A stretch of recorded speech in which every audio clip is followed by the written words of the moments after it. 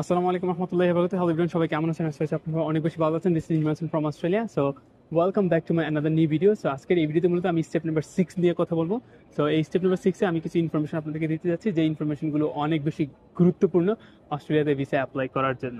Alright everyone, so without further ado let's dive into the video. আপনার অবশ্যই আপনার ভাই বোনের এনআইডি কার্ডের ফটোকপি, পাশাপাশি হচ্ছে তাদের বার্থ সার্টিফিকেটের যে ফটোকপি, সেই ফটোকপি আপনার কাছে রাখতে হবে। কারণ অনেক সময় দেখা যায় ইমিগ্রেশন অফিসার কিন্তু চেক করে যে আসলে আপনি জেনুইন কিনা। সো আপনার genuine name, genuine birth certificate, আপনার বাবার যে সন্তানগুলো আছে সবার সাথে কিন্তু মিল রেখে কিন্তু সবকিছু কিন্তু তারা অনেক সময় চেক করে। পাশাপাশি এমনও হইতে পারে যে অনেক সময় লয়ার যখন আপনার সকল ইনফরমেশন চাচ্ছে, তখন আপনার হয়তো বা আপনার ভাই বোনের যেই এনআইডি কার্ড কিংবা তাদের যেই আপনার বার্থ সার্টিফিকেট, সেই জিনিসগুলো আপনি সংগ্রহ করে রাখেননি। সো পরবর্তী কিন্তু এটা কিন্তু একটা প্রসেসিংটাকে ডিলে করে দেওয়ার একটা সম্ভাবনা থাকে। তো সেই ক্ষেত্রে আমি সবাইকে রিকোয়েস্ট করবো, আপনারা যারাই অস্ট্রেলিয়াতে পড়াশোনা করার জন্য আসবেন, আপনাদের অবশ্যই এই জিনিসটা মাথায় রাখতে হবে। আপনার ফ্যামিলির প্রত্যেকটা মানুষেরই কিন্তু সার্টিফিকেট আপনার কাছে থাকতে হবে। সার্টিফিকেট মানে হচ্ছে তাদের ইনফরমেশন। যেমন এটা হইতে পারে এনআইডি কার্ড, যেটা হচ্ছে ন্যাশনাল আইডেন্টিফিকেশন বলা যায়। কোনো ধরনের পাসপোর্ট দেখানো লাগবে না আমার ভাই বোনের, কারণ ওরা হচ্ছে এখানে ট্রাভেল করবে না। আমরা জাস্ট ওদের এনআইডি কার্ডটা দেখাবো। পাশাপাশি হচ্ছে ওদের যদি ডেট অফ বার্থের যে সার্টিফিকেট আছে সেটা থাকে, দেন হচ্ছে ওইটার ফটোকপি করে আমরা রাখবো। 5-6টা করে ফটোকপি করে রাখেন, কারণ পরবর্তীতে এই ফটোকপিগুলো কিন্তু আবার ইংলিশে ট্রান্সলেট করা হবে এবং অ্যাটাচ করা হবে একদম মেইন ফাইলের সাথে, যে আপনার 5-6 জন ভাই বোন আছে, তাদের এই ইনফরমেশন এখন তারা এরকম অবস্থায়, কেউ বিবাহিত কেউ বিবাহিত না, সকল ইনফরমেশনগুলো কিন্তু ওই জিনিসগুলোতে থাকবে। সো এর জন্য এটা খুবই ইম্পর্টেন্ট। আপনি চেষ্টা করবেন আপনার ভাই বোন যদি আপনার থেকে অনেক দূরে থাকে, তাদেরকে ডেকে কিংবা তাদের সাথে যোগাযোগ করে তাদের যে এনআইডি কার্ড, পাশাপাশি হচ্ছে তাদের যে আদার্স ইনফরমেশন, যেমন তাদের ডেট অফ বার্থ যে সার্টিফিকেটগুলো আছে, ওইগুলো আপনি সংগ্রহ করে নিজের কাছে রাখবেন। সবকিছু একসাথে যখন আপনি রাখবেন, তখন এটা অনেকটা ইজি হয়ে যাবে আপনার জন্য, যখন লয়ার যে জিনিসটা চাইবে সেই জিনিসটা প্রোভাইড করতে। সো এটা আপনার জন্যই ভালো, লেস হ্যাসেল আপনাকে পোহাতে হবে, অতটা হ্যাসেল নিতে হবে না। মোটামুটি আপনি কিন্তু একটা কমফোর্টেবল জোনে থাকবেন অস্ট্রেলিয়াতে মুভ করার জন্য। সো আশা করতেছি এই ভিডিওর মাধ্যমে জানতে পেরেছেন যে why it is really important to get all the information of our siblings, specially NID card and the date of birth certificate, because it make sense. হ্যাঁ, আপনাকে এটা প্রুভ করবে যে you are younger brother or elder brother of your family members of other siblings. It's kind of like that, okay?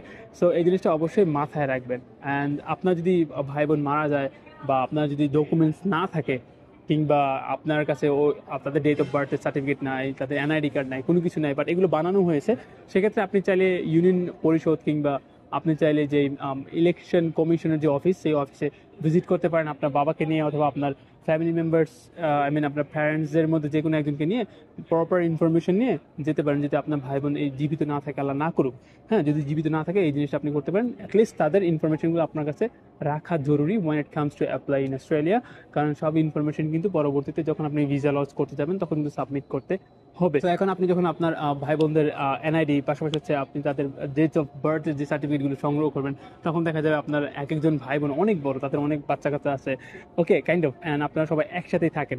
So এই জিনিসটা আবার এসওবিতে এমনভাবে mention করতে হবে যে আমি বাংলাদেশে ব্যাক করবো, দ্যাটস বিকজ এই কারণে, কারণ আমার বাবা মা আছে এবং আমি এখানে আমার নিজের ক্যারিয়ারটা গড়তে চাই।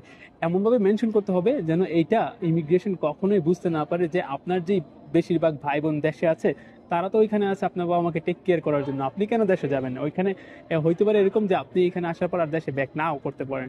সো এটা কিন্তু একটা কনসার্নের বিষয়। হ্যাঁ, তো আপনি যখন অ্যাসোপিটা লিখবেন, প্রপারলি ক্লিয়ারলি অ্যাসোপিটা লিখবেন, যেখানে হয়তো বা কয়েকটা ভাই বোনের নাম উল্লেখ করবেন, বাট আপনার সাথে আপনার বাবা মার যেই কানেকশনটা, হ্যাঁ, যেই স্ট্রং বন্ডিংটা, সেটা ভালোভাবে ফুটিয়ে তুলবেন।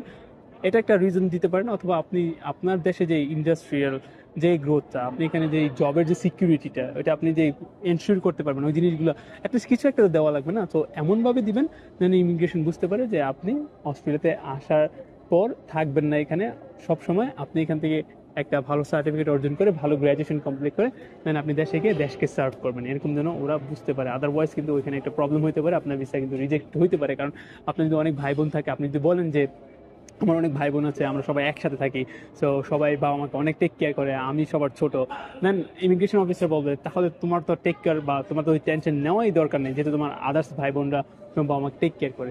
সো এই জিনিসটা একটু মাথায় রাখবেন। খুব সুন্দর ওয়েতে কিন্তু আমাদের এই পথটা, এই জার্নিটাকে কমপ্লিট করতে হবে।